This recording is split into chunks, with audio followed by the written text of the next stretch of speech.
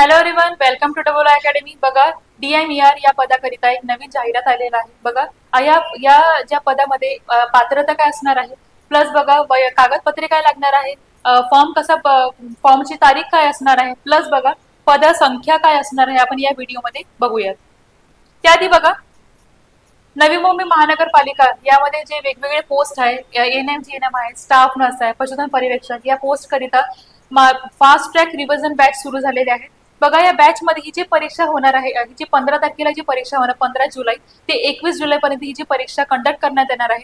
या परीक्षेसाठी fast track revision batches सुरू करण्यात आलेले आहेत। बघा, याच्यामध्ये बघा तुम्हाला जेवढे काही जुने प्रिव्हियस पेपर आहेत त्याचं तुम्हाला अनालिसिस करता येणार आहे, प्लस ई बुक आणि टेस्ट सिरीज पण तुम्हाला प्रोव्हाइड करता येणार आहे, प्लस बघा तांत्रिक जेवढे काही प्रश्न आहेत त्याचा तुम्हाला भरपूर सराव करता येणार आहे। ठीक आहे, तुम्हाला भरपूर युजफुल होणार आहेत। ज्या विद्यार्थ्यांना फक्त रिव्हिजन करायचे, पूर्ण अभ्यास झालेला असेल पण फक्त रिव्हिजन करायचे असेल तर तुम्ही ही बॅच जॉईन करू शकता, रिव्हिजन फास्ट ट्रॅक बॅच। तर नक्कीच तुम्हाला युजफुल होणार आहे। तर आपण बघत आहोत की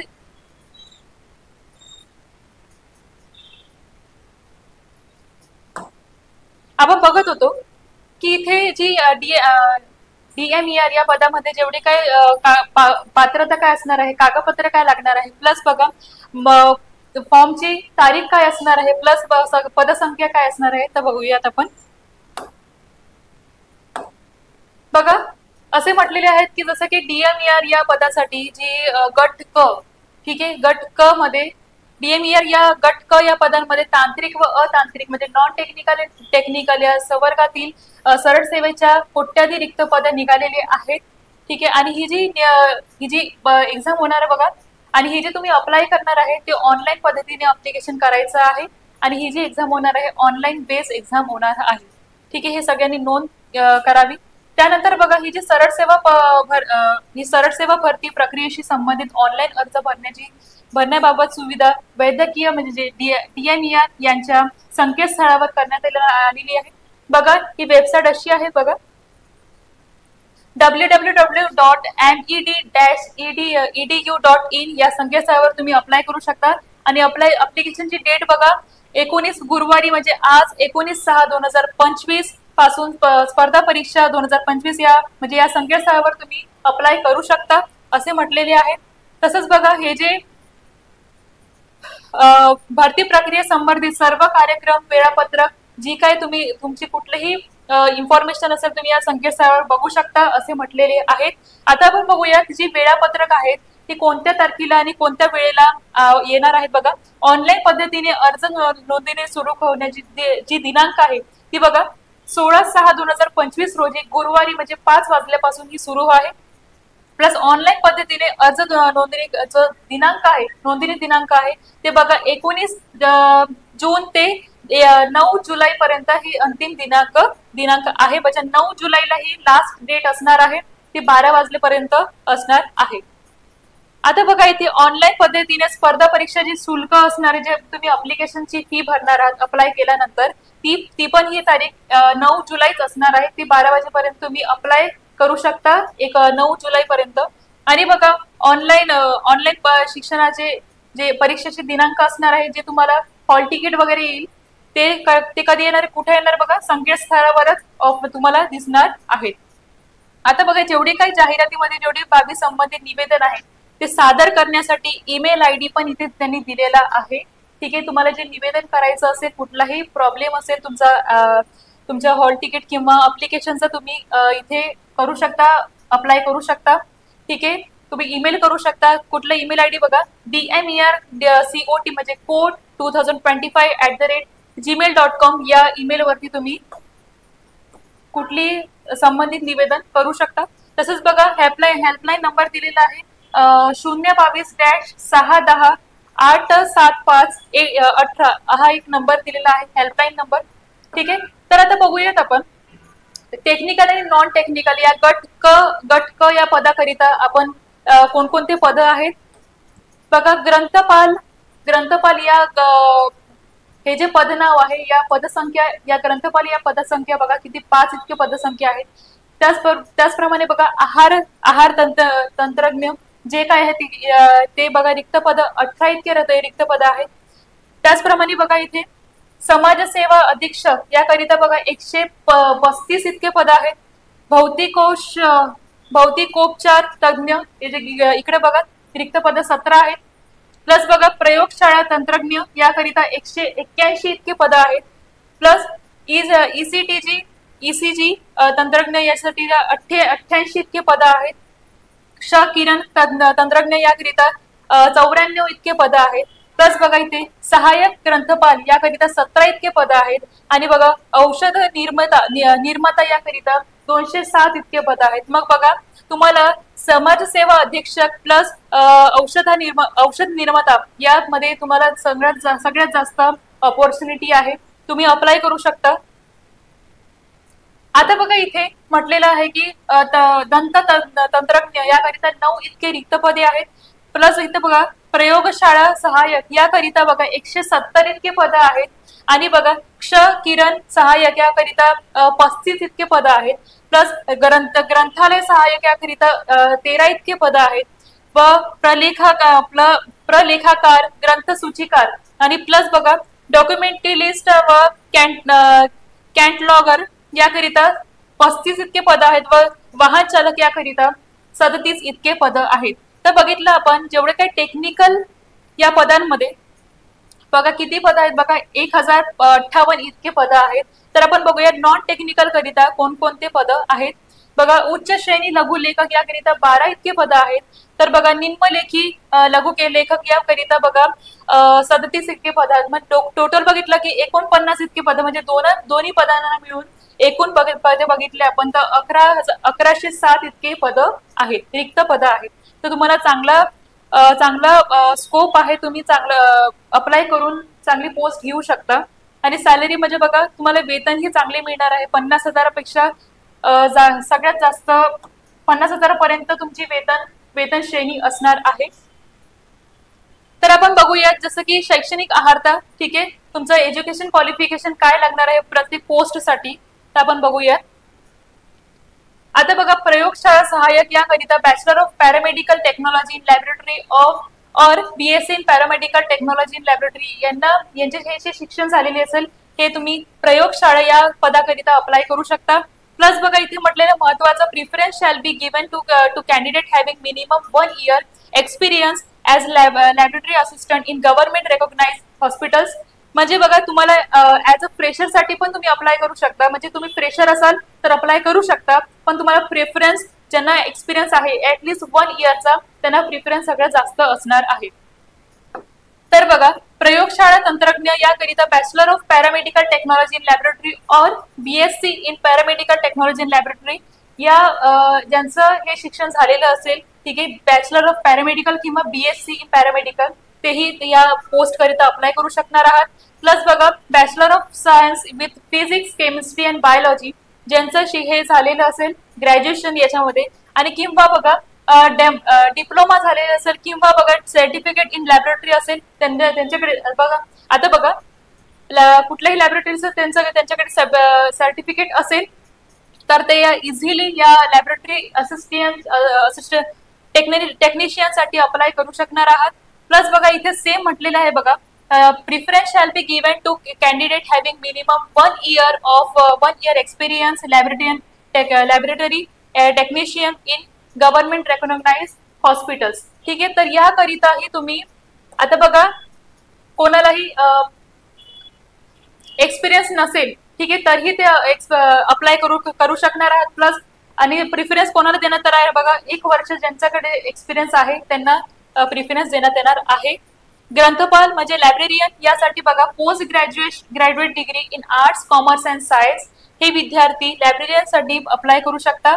प्रिफरेबल MSc विथ बायोलॉजी और झुओलॉजी ज्यांचं पोस्ट ग्रॅज्युएशन म्हणजे MSc मास्टर ऑफ सायन्स कशामध्ये झालेलं असेल बायोलॉजी किंवा झुओलॉजी मध्ये झालेलं असेल ते हे लायब्रेरियन साठी अप्लाय करू शकणार आहात. Plus in additional courses degree in laboratory science from stationary university तेही या पोस्ट साठी अप्लाय करू शकता. ठीक आहे, आता बघा ग्रंथालय सहाय्यक याकरिता बघा library assistant have passed SSC examination of Maharashtra secondary and higher secondary exam on board Pune or equivalent examination recognized by government plus the certificate course of 6 months duration on laboratory science of recognized institute. बघा असे म्हटलेले बघा ज्यांचं SSC किंवा higher education झालेले असेल plus बघा इथे 6 महिन्याची तुमच्याकडे कुठलाही कोर्स असेल लॅबोरेटरी सायन्सचा, ठीक आहे, तुम्ही कोर्स केला असेल त्यांना प्रिफरन्स पण या कोर्स साठी करता येणार आहेत. आता इथे बघा इथे म्हटलं सहाय्यक ग्रंथपाल याकरिता process of degree in arts science and commerce of stationary university, ठीक आहे, ज्यांचं जी डिग्री झालेली आहे बघा कोणत्या युनिव्हर्सिटी स्टेशनरी युनिव्हर्सिटीमध्ये जे आर्ट्स सायन्स कॉमर्स साठी प्रिफरन्स पण असणार आहे आणि preferable in BSc in biology और झूलॉजी प्लस इन डिप्लोमा और certificate courses of 6 months duration in laboratory science of recognised institute, ठीक आहे, म्हणजे यांचा कोर्स हा 6 महिन्याचा कोर्स झालेला असेल कशामध्ये बघा लॅबोरेटरी सायन्स मध्ये, ठीक आहे, तर त्यांनाही प्रिफरेबल असणार आहे, त्यांना प्रिफरन्स सगळ्यात जास्त देण्यात येणार आहे. प्लस बघा कार्डिओग्राफी टेक्निशियन याकरिताही बघा BSc of paramedical technology and bachelors of science in paramedical technology in cardiology याकरिताही तेही विद्यार्थी या पोस्ट साठी अप्लाय करणार आहात, ठीक आहे, असे म्हटलेले आहेत. बघा आहार तंत्रज्ञ यासाठी म्हणजे डायटिशियन यासाठी बघा BSc home science degree of recognised university, ज्या विद्यार्थ्यांचं BSc होम सायन्स ग्रॅज्युएशन झालेलं असेल तेही विद्यार्थी याकरिता अप्लाय करू शकणार आहात.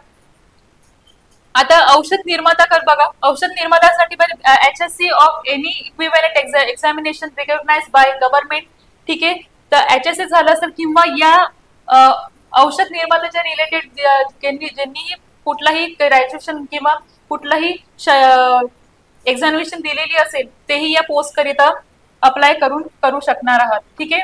तर असे वेगवेगळे बघा इथे म्हटलेलं आहे की प्रलेखाकार यासाठी म्हणजे SSC of Maharashtra secondary and higher secondary examination board Pune और इक्विव्हॅलेंट एक्झाम म्हणजे सेम आहेत ज्यांचं 12th किंवा 10th झालेलं असेल प्लस लायब्ररी सायन्स मधला 6 महिन्याचा कोर्स केलेला असेल त्यांनाही प्रिफरन्स देण्यात येणार आहे. समाजसेवासाठी बघा फुल time post graduate degree in social science मध्ये त्यांनी केलेलं असेल पोस्ट ग्रॅज्युएशन, ठीक आहे, याकरिता किंवा बघा post graduate degree in social work साठी, ठीक आहे, ज्यांनी सोशल वर्क पोस्ट ग्रॅज्युएशन मध्ये केलं पोस्ट ग्रॅज्युएशन हे सोशल वर्क मध्ये केलेलं असेल किंवा बघा फील्ड वर्क कोणताही field work from an open and distance university recognised by the union grant commission, ठीक आहे.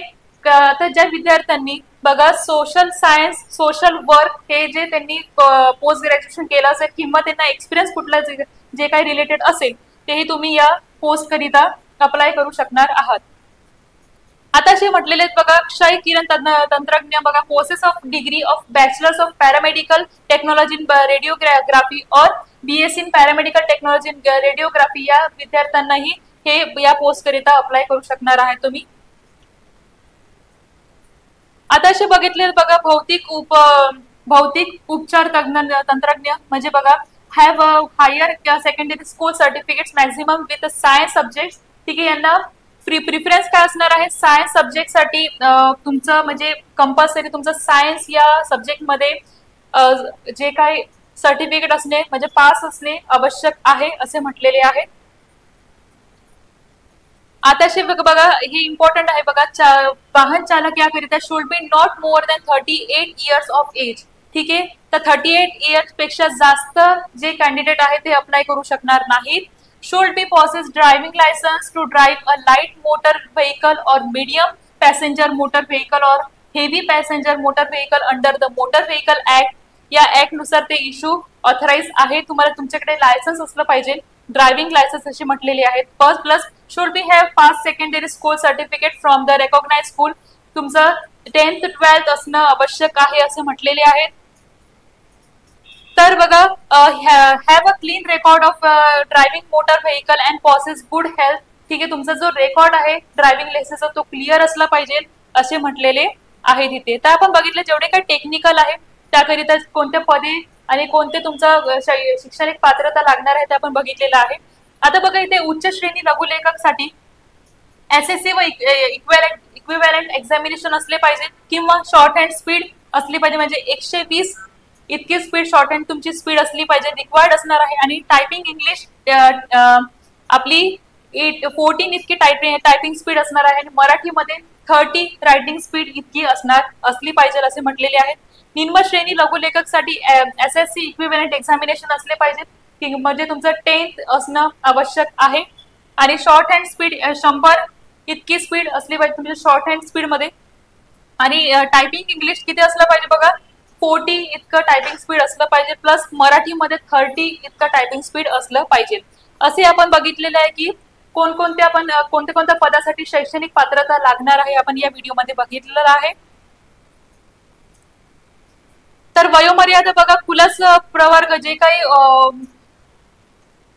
ओपन कॅटेगरी आहे त्या ओपन कॅटेगरी मध्ये बघा 18 ते 38 असे वय लागणार आहे. 18 ते 38 वयामध्ये आपण अप्लाय करू शकता. आणि बघा मागासवर्गीय म्हणजे ओबीसी याकरिता जे कॅन्डिडेट ओबीसी असणार आहेत त्यांना बघा 18 to 43 एज पर्यंत तुम्ही अप्लाय, त्यापेक्षा जास्त नसावे असे त्यांनी म्हटलेले आहेत. त्यामुळे 43 एज पर्यंत अप्लाय करू शकणार आहात.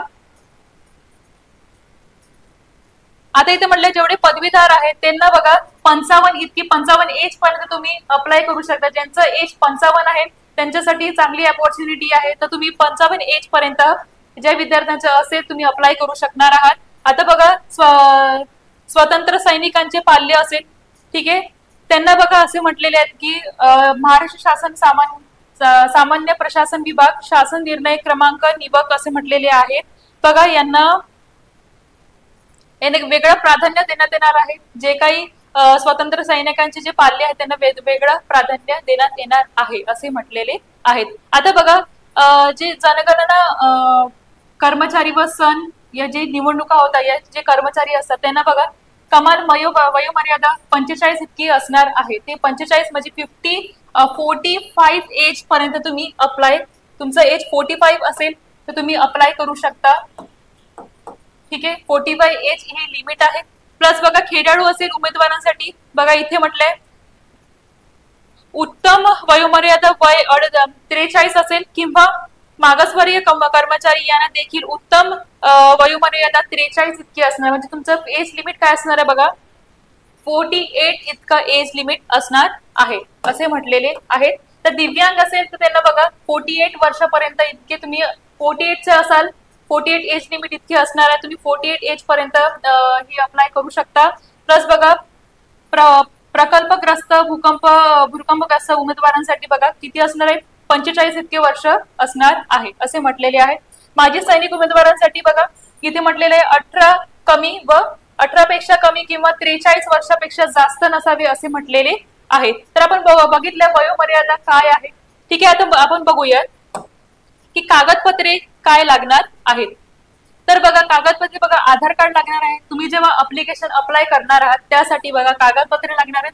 पॅन कार्ड लागणार आहे, 10th-12th मार्कशीट लागणार आहे आणि सर्टिफिकेट लागणार आहे. प्लस बघा ग्रॅज्युएशन डिग्रीचं सर्टिफिकेट लागणार आहे. जे तुमचं ग्रॅज्युएशन BSc बीकॉम झालेलं असेल किंवा BA झालेलं असेल त्यांच्यासाठी हे डिग्री सर्टिफिकेट लागणार आहे. हायर एज्युकेशन लागणार आहे, कास्ट सर्टिफिकेट लागणार आहे, अधिवास प्रमाणपत्रही लागणार आहे. तर आपण बघितलं या व्हिडिओमध्ये की पात्रता काय आहे, वयोमर्यादा काय असणार आहे, कागदपत्रे काय लागणार आहे, पदसंख्या कोणकोणत्या पोस्टसाठी किती पदसंख्या आहेत आपण या व्हिडिओमध्ये बघितलेलं आहे. तर बघा नवी मुंबई महानगरपालिका तसंच कल्याण डोंबिवली महानगरपालिका या पालिकेमध्ये जे काही वेगवेगळे पोस्ट येत असतात, ANM GNM आहे, स्टाफ नर्स आहे, पशुधन पर्यवेक्षक या पदांकरिता बॅचेस सुरू झालेले आहेत. बघा ही बॅच तुम्हाला 3 मंथची व्हॅलिडिटी पण मिळणार या बॅच मध्ये आणि 1500 रुपयामध्ये 3 मंथची व्हॅलिडिटी आहे. प्लस बघा याच्यामध्ये तुम्हाला जे बॅचेस फीचर्स आहे, जेवढे काही जुने प्रिव्हियस पेपर आहे त्याचं तुम्हाला अनालिसिस करता येणार आहे. ई-बुक टेस्ट सिरीज प्रोव्हाइड होणार आहे. प्लस बघा जेवढे काही सर्व विषयाचे रेकॉर्डेड लेक्चर्स आहेत ते तुम्हाला प्रोव्हाइड होणार आहेत. तर तुम्हाला फक्त बॅचेस जॉईन करायचे असेल किंवा इन्क्वायरी करायची असेल तुम्ही या नंबरवरती कॉन्टॅक्ट करू शकता 8010457760 या नंबरवरती. जर तुम्हाला व्हिडिओ युजफुल वाटलेला असेल तर व्हिडिओला लाईक करा, सबस्क्राईब करा. धन्यवाद.